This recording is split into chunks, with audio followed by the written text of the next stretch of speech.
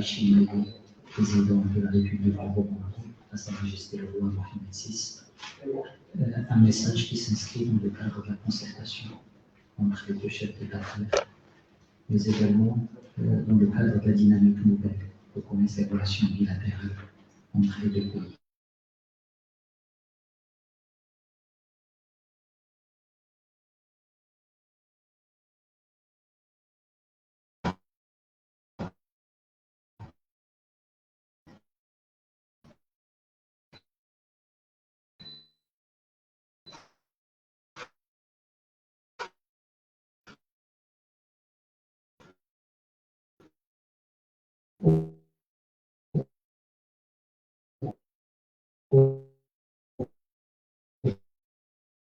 De solidarité, de renforcer le partenariat fructueux et mutuellement bénéfique entre le Royaume du Maroc et la République du Burundi. C'est dans ce contexte que nous avons signé une feuille de route de coopération militaire qui liste les domaines de coopération prioritaires dans le domaine de la concertation politique, dans le domaine de la coopération technique, dans des secteurs du tourisme, de la santé, de l'agriculture, du logement social, de l'infrastructure. La République du Burundi, le Burundi est un pays à grand potentiel économique. Grâce à la vision de son Excellence le Président, il y a un programme de développement aujourd'hui. Et le Royaume du Maroc est disposé à accompagner la vision de son Excellence le Président dans le cadre de son programme de développement du pays. Nous avons également convenu de réactiver les mécanismes institutionnels de coopération, que ce soit le cadre de concertation diplomatique et politique de la Grande Commission mixte qui va se réunir très bientôt. Une mission multisectorielle marocaine se déplacera à Bujumbura avant fin mars pour commencer la mise en œuvre de la feuille de route que nous avons signée. De la même manière, une équipe technique sera déjà au Burundi la semaine prochaine pour entamer les procédures pour l'ouverture d'une ambassade du Maroc à Bujumbura. La réunion était pour moi l'occasion de remercier mon frère Albert et à travers lui son Excellence le Président et toutes les autorités du Burundi pour le soutien permanent que nous avons apporté au Maroc concernant la question du Sahara marocain. Le Burundi a été toujours aux côtés du Maroc dans un cadre de solidarité sincère et active. Et surtout, à titre personnel, puisque le ministre, quand il était représentant permanent à New York, a toujours été aux côtés du Maroc et aux côtés de la légalité internationale pour défendre d'abord le cadre onusien comme cadre de solution et l'autonomie comme cadre unique pour la résolution de ce différend régional. Et en le faisant, il reflétait une position constante des autorités du Burundi. Et qui, cette position s'est manifestée à plusieurs occasions de différentes manières. Et donc c'était pour moi également une occasion d'exprimer sincèrement à Monsieur le ministre, à la diplomatie burundaise et à son Excellence le Président. Mais je pense qu'aujourd'hui, on est à l'entame d'une nouvelle phase dans nos relations bilatérales. Une phase mieux structurée, une phase avec un contenu plus riche et une phase avec, nous l'espérons, des résultats tangibles au bénéfice des deux peuples frères. encore une fois, Monsieur le ministre, merci pour la visite.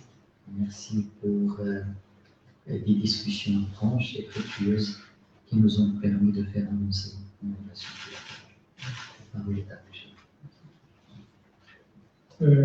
Merci beaucoup, Excellence, Monsieur le ministre, chef Nasser.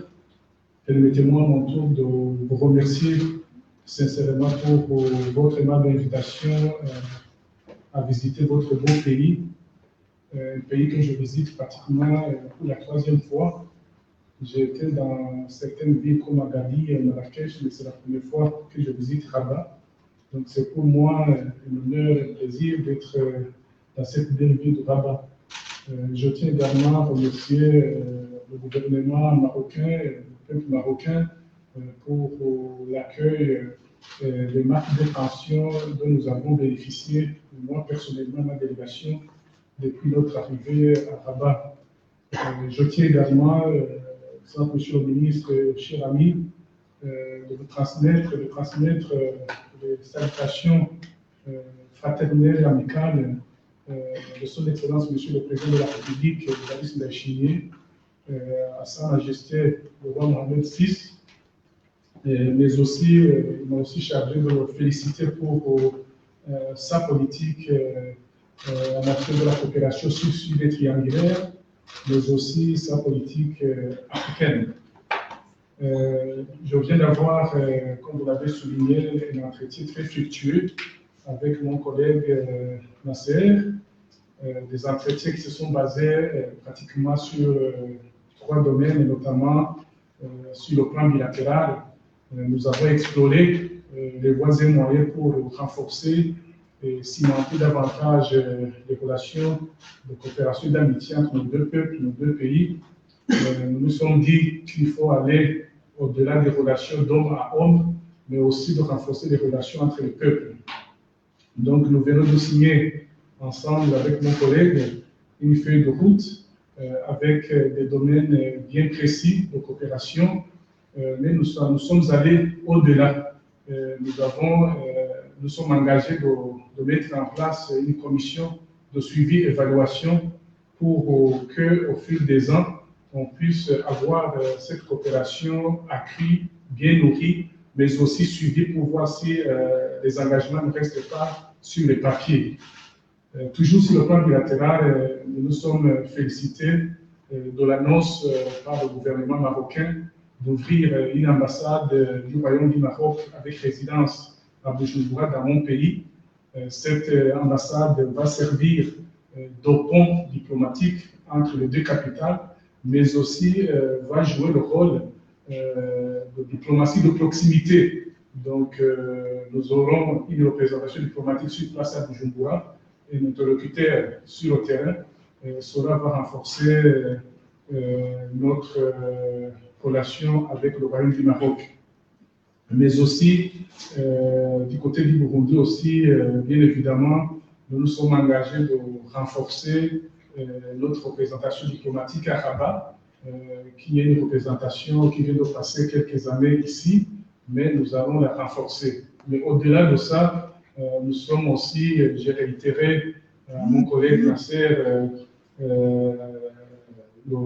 la volonté réelle du gouvernement du Burundi de maintenir sa représentation consulaire à la Youn en guise de réciprocité, mais aussi pour renforcer les relations de proximité entre les 2 peuples. Sur le plan régional, bien évidemment, le Burundi se félicite, le Burundi a soutenu et accueilli avec enthousiasme le retour du Maroc à l'Union africaine, qui est un retour qui était souhaité par tous les pays amis du Maroc. Mais là, le Maroc est en train de jouer le rôle qui lui revient au sein de l'Union africaine. Deuxièmement, au niveau du continent, nous avons apprécié la politique, la diplomatie marocaine sur le continent africain, qui, comme vous le savez, est basée sur 4 piliers essentiels, à savoir le pilier économique, le pilier humanitaire, le pilier sécuritaire, mais aussi le pilier diplomatique. Donc, c'est une politique qui marche bien avec l'accent particulier sur la coopération sud-sud triangulaire prôné par Sa Majesté le roi Mohamed VI. Sur le plan international, nous nous sommes engagés de se soutenir mutuellement, que ce soit à New York ou à Genève ou à l'Union africaine, à Addis Abeba, pour coordonner notre action diplomatique pour se soutenir mutuellement. Donc là aussi, nous allons instruire nos représentants permanents dans ces villes-là pour coordonner les actions diplomatiques sur le terrain dans l'intérêt de nos peuples respectifs. En ce qui concerne la question du Sahara, bien évidemment, le Burundi estime que le plan d'autonomie reste une voie louable pour aboutir à une solution politique juste, équitable, pragmatique, mais surtout sous les auspices exclusifs des Nations Unies. Donc voilà, de façon ramassée, grosso modo, les quelques éléments phares que j'ai pu partager avec mon collègue. Je vous remercie infiniment. Merci beaucoup. Merci. Merci.